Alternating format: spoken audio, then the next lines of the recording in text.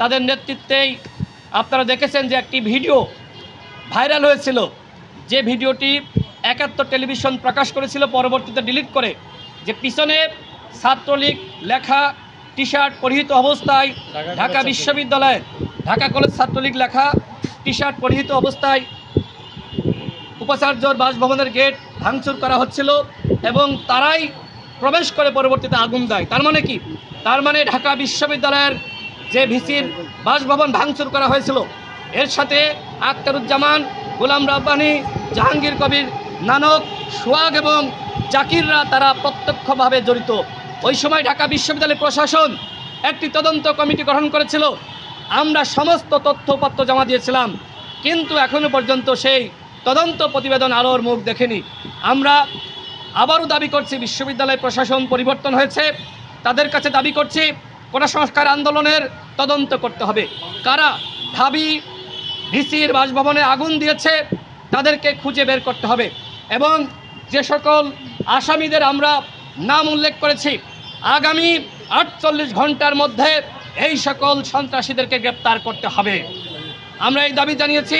OC সাহেব বলেছেন মামলা তিনি গ্রহণ করেছেন। আমরা পরবর্তী পদক্ষেপ দেখতে চাই এবং আমাদের উপরে ২০১৮ সাল থেকে আজ অবধি যারা হামলা চালিয়েছে, নির্যাতন করেছে, যারা ডাকসু হামলা করেছিল, আমরা তাদের প্রত্যেকের নামে মামলা দায়ের করব। সর্বশেষ যে কথা বলবো, ডাকসু নির্বাচন নিয়ে যে কারচুপি হয়েছিল তার প্রেক্ষিতে ওই সময় আমি অভিযোগ দিয়েছিলাম নির্বাচনের পরপরই। আমরা ওই সময় তথ্য পেয়েছিলাম ভিপি জিএস সহ আমরা সর্বমোট 11টি পদে আমরা নির্বাচিত হয়েছিলাম। আমি নিজেও জিএস নির্বাচিত হয়েছিলাম, কিন্তু এই আখতারুজ্জামান একজন ভিসি নামধারী একজন সন্ত্রাসী এবং শিক্ষক নামধারী ওই কুলাঙ্গার, আমার পিছন থেকে বলছে ঢাকা বিশ্ববিদ্যালয়ের শিক্ষার্থী কুলাঙ্গার, আমি কুলাঙ্গার বলতে চাই না, শিক্ষক নামধারী আমি দশর, যারা আমাদের প্যানেলকে বিজয়ী ঘোষণা না করে মাত্র 2টি পদ তারা ঘোষণা করেছিল। এর প্রেক্ষিতে অভ্যুত্থানের পরে আমি ওই সময় একটি অভিযোগ দিয়েছিলাম নির্বাচনের পরপরই। এর প্রেক্ষিতে আমি আর একটি অভিযোগ দিই এবং বর্তমান বিশ্ববিদ্যালয় প্রশাসন তারা একটি তদন্ত কমিটি গঠন করেছে। সেই তদন্ত কমিটি তদন্ত করার এখতিয়ার সিন্ডিকেট মিটিংয়ের মাধ্যমে পাশ করা হয়েছে।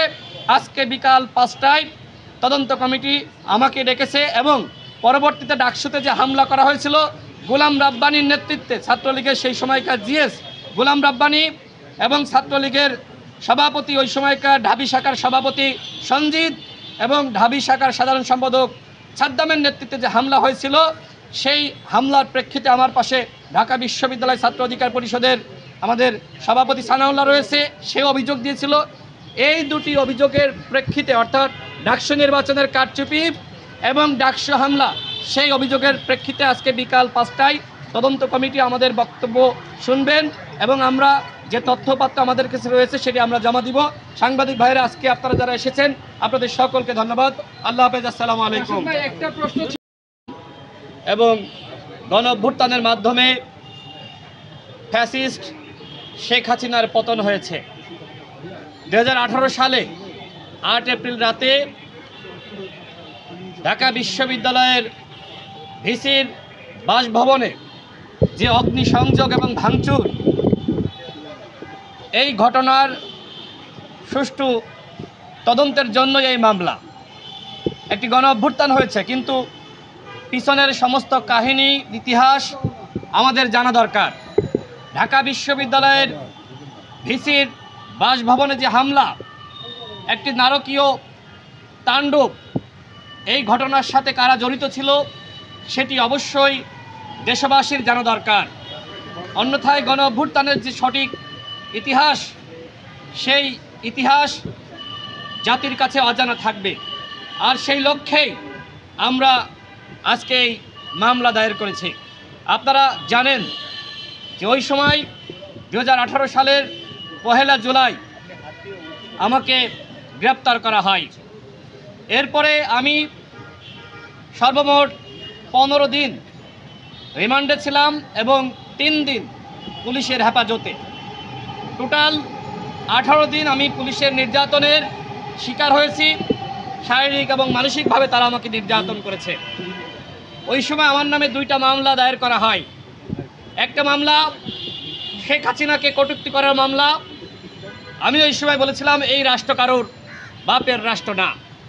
এবং আরেকটি মামলা ঢাকা বিশ্ববিদ্যালয়ের ভিসির বাসভবনে যে অগ্নিসংযোগ এবং ভাঙচুর, আমাকে সেই মামলার একমাত্র হুকুমদাতা হিসেবে আসামি করা হয়েছিল। আমাদের অন্যান্য সহযোদ্ধাদের অন্য বিভিন্ন মামলায় আসামি করা হয়েছিল, কিন্তু এই যে ঢাবি ভিসির বাসভবনে যে অগ্নিসংযোগ এবং ভাঙচুর, সেই মামলার একমাত্র আসামি আমি ছিলাম। যেহেতু আমি ওই মামলার ভুক্তভোগী, সেই সময় বিশ্ববিদ্যালয় প্রশাসনের পক্ষ থেকেই মামলাটি করা হয়েছিল। আমি ঢাকা বিশ্ববিদ্যালয়ের ছাত্র, অথচ এই মিথ্যা মামলায় আমাকে গ্রেপ্তার করা হলো, রিমান্ডে নেওয়া হলো। কিন্তু সেই সময়কার ভিসি প্রক্টর সহ বিশ্ববিদ্যালয়ের প্রশাসন তারা একটিবারের জন্য বলেনি রাশেদ খান এই মামলার আসামি নন। বরং আমাকে অ্যারেস্ট করার পরে সেই সময়কার ভিসি আখতারুজ্জামান বলেছিল, আমাদেরকে মোল্লা ওমর এবং জঙ্গির সাথে তুলনা করেছিল।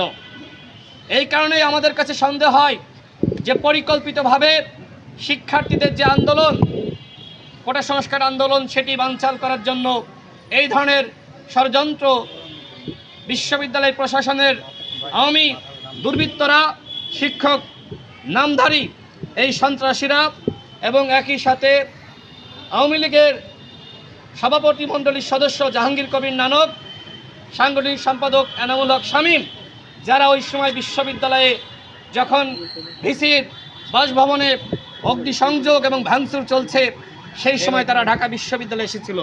তাদের কাজ কী ছিল? তারা কি ঢাকা বিশ্ববিদ্যালয়ের শিক্ষার্থী? না, তারা কেউ ঢাকা বিশ্ববিদ্যালয়ের সাবেক শিক্ষার্থী না, ওই সময়কার শিক্ষার্থীও না। তারপরেও তারা, আমরা দেখেছি, ঢাকা বিশ্ববিদ্যালয়ে এসেছে। এমনকি রাত 4টার সময় ঢাবি ভিসি প্রক্টর সহ তৎকালীন শিক্ষক সমিতির সভাপতি, ছাত্রলীগের সভাপতি, সাধারণ সম্পাদক সহ যারা ছিল, তারা বৈঠক করেছিল। এই যে ষড়যন্ত্র, সাধারণ শিক্ষার্থীদের আন্দোলনকে বানচাল করার জন্য ষড়যন্ত্র এবং মিথ্যা মামলা করে সেই মামলায় পরবর্তীতে আমাদেরকে জেলে পাঠানো, আমাদেরকে জঙ্গির সাথে তুলনা করা, এই সব কারণে আমরা যেহেতু নির্যাতিত, নিপীড়িত, আমরা মিথ্যা মামলার ভুক্তভোগী।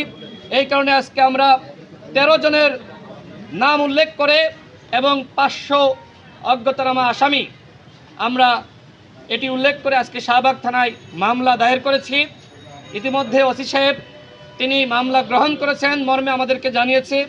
আপনারা মিডিয়ার ভাইয়েরাও শুনেছেন। আমি যাদেরকে আসামি করেছি তাদের নামগুলো আপনাদেরকে শোনাই।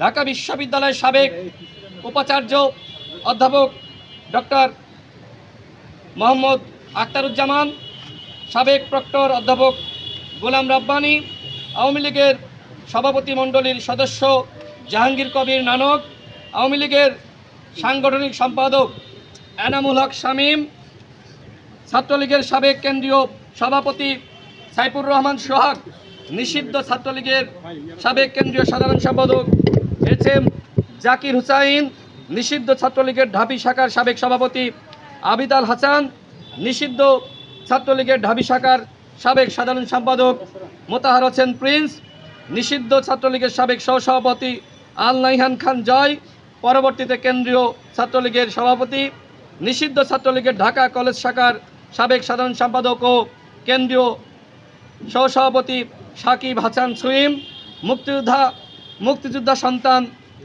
কমান্ডের কেন্দ্রীয় কমিটির সভাপতি মেহেদি হাসান, ঢাবি শিক্ষক সমিতির তৎকালীন সভাপতি অধ্যাপক মাকসুদ কামাল, পরবর্তীতে তিনি উপাচার্য হয়েছিলেন, ঢাবির সাবেক উপাচার্য মোহাম্মদ আব্দুল সামাদ প্রমুখ।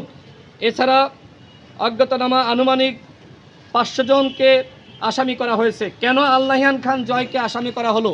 এর উত্তর হলো, আমার বিরুদ্ধে সে বাদী হয়ে মিথ্যা মামলা করেছিল এবং ওই সময় ওই মামলার সাক্ষী ছিল ঢাকা কলেজ শাখার তৎকালীন সাধারণ সম্পাদক, পরবর্তীতে সহসভাপতি সাকিব হাসান সুইফ এবং জাহাঙ্গীর কবির এবং এনামুল হক শামীম। যেহেতু ওই সময় ঢাকা বিশ্ববিদ্যালয়ে প্রবেশ করেছে, হামলা ভাঙচুরের সময় তারা ঢাকা বিশ্ববিদ্যালয়ে ষড়যন্ত্র করার জন্য এসেছিল এবং এই ষড়যন্ত্রের সাথে যুক্ত ছিল তৎকালীন উপাচার্য আখতারুজ্জামান এবং ডক্টর গোলাম রাব্বানী, এবং ওই সময়কার শিক্ষক সমিতির সভাপতি হিসেবে অধ্যাপক মাকসুদ কামালও এই ষড়যন্ত্রের সাথে লিপ্ত ছিল।